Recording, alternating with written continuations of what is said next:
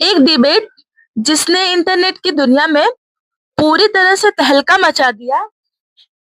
मजहब तो आज हमारा टॉपिक ही नहीं था। आज तो हमारा टॉपिक हो, आप मजहब से लेकर आईएस तक चले गए, भाई हमारा क्या ताल्लुक है उससे? We condemn them. और उसका गॉड से क्या ताल्लुक है? अगर कोई गलत काम कर रहा है, किसी ने किसी को कत्ल किया, किसी ने किसी का रेप किया, उसको सजा मिलनी चाहिए। और आपके पास कोई भी rational strong foundation of morality नहीं है।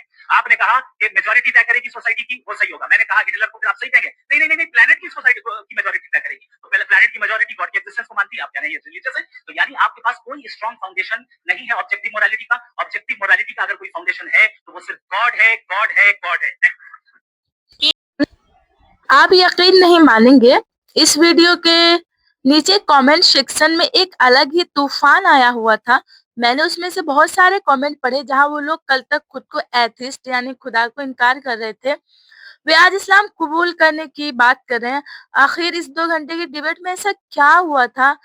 एक तरफ थे हिंदुस्तान के मशहूर नगमा निगार और खुदा का खुलेआम इनकार करने वाले जावेद अख्तर, और दूसरी तरफ थे इस्माइली स्कॉलर मुफ्ती शमाइल नदवी। सबको लग रहा था कि जावेद अख्तर अपने अल्फाज के जादू से मुफ्ती साहब को चुप करा देंगे, लेकिन जो हुआ उसके बिल्कुल उलट था। देखिए, डिबेट शुरू होते ही जावेद अख्तर साहब बहुत गुस्से में लग रहे थे। उनका एक ही रट था, वो बार बार कह रहे थे तुम मुझे खुदा दिखाओ, अगर खुदा नजर नहीं आता तो मैं नहीं मानता, ये सब डराने के लिए बताया गया है। वो ये कह रहे थे कि साइंस ने सब कुछ बता दिया, अब खुदा की ज़रूरत नहीं। वो बार-बार मुफ्ती साहब को चैलेंज कर रहे थे कि कोई मौजज़ा दिखाओ, अगर खुदा है। तो उनका अंदाज़ ऐसा था जैसे वो सुनने के लिए नहीं, बस अपनी बात को बताने के लिए बैठे हैं। ख़ैर, अब बारी आई मुफ्ती नदवी साहब की। उन्होंने जावेद साहब के गुस्से का जवाब मुस्कुराहट से दिया। उन्होंने कोई मुश्किल बात नहीं कही, बल्कि एक बहुत ही आसान मिसाल दी। मुफ्ती साहब ने पूछा, जावेद साहब, अगर आपको रेगिस्तान में खूबसूरत महल यानी पैलेस नज़र आए, तो क्या आप मानेंगे कि यह हवा चलने से खुद ब खुद बन गया? ज़ाहिर है जवाब नहीं है। महल को बनाने के लिए एक इंजीनियर चाहिए। बस यही बात मुफ्ती साहब ने समझाई कि कायनात, जो सूरज, चाँद, हमारा जिस्म या इस महल से करोड़ों गुना ज़्यादा पेचीदा कॉम्प्लेक्स है। तो यह खुद ब खुद कैसे बन सकता है?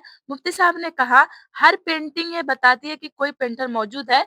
पेंटिंग खुद ब खुद कैसे बन सकती है? उसके पीछे बनाने वाला है ना? ये वो पॉइंट था जहाँ अख्तर साहब के पास कोई जवाब नहीं था। वो बिल्कुल फँस गए थे, वो चुप थे। यहाँ तक कि उनकी साइंस और अकल भी काम नहीं कर रही थी। जब जावेद अख्तर साहब ने देखा कि उनकी दलीलें हैं, मुफ्ती साहब के सवालों का कोई जवाब नहीं बचा, तो उन्होंने एक बहुत ही पुरानी और शैताना चाल चली। उन्होंने बहस का रुख मोड़ दिया। उन्होंने लॉजिक को और इमोशन यानी जज़्बात का सहारा लिया। ये वो लम्हा था जब हॉल में बैठा हर शख्स जज़्बाती हो गया। जावेद अख्तर साहब ने गज़ा फ़िलिस्तीन की बात की। उन्होंने बहुत जज़्बाती अंदाज़ में पूछा, अगर तुम्हारा खुदा इतना ही रहीम है, इतना ही ताकतवर है, तो गज़ा में छोटे-छोटे बच्चे क्यों मर रहे हैं?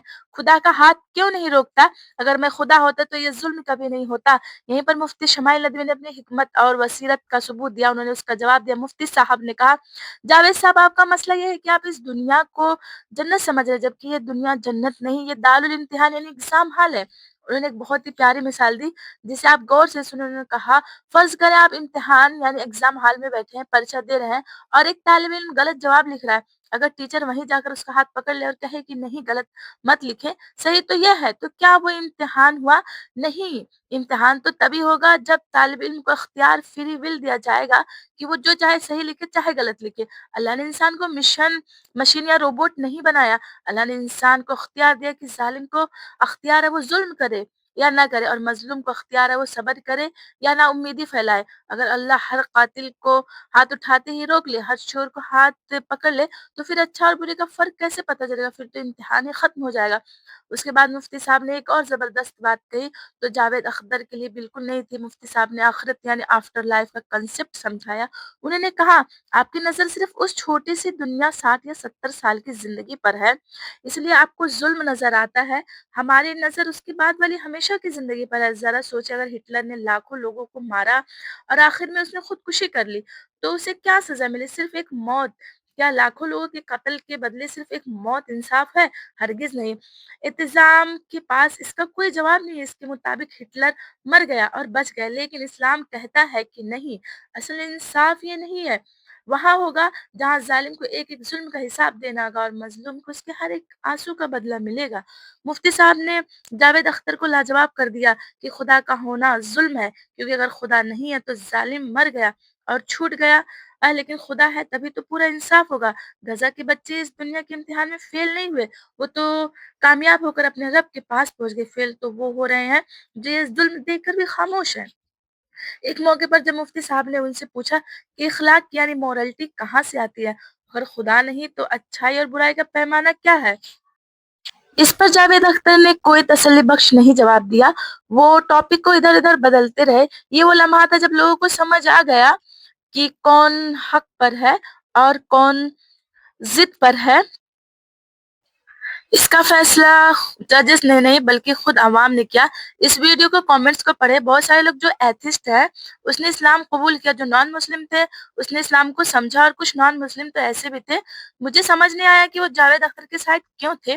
وہ ڈز ناٹ گاڈ ایگزسٹ کی بات کر رہے تھے، مطلب خدا ہے ہی نہیں تو بھگوان کو بھی نہیں مانتے۔ لیکن جو نان مسلم تھے، کچھ نان مسلم جو ان کے سائڈ تھے، جبکہ کچھ نان مسلم جو مفتی شمائل ندوی کی باتیں سنے وہ اسلام کو سمجھنے کی کوشش کیے۔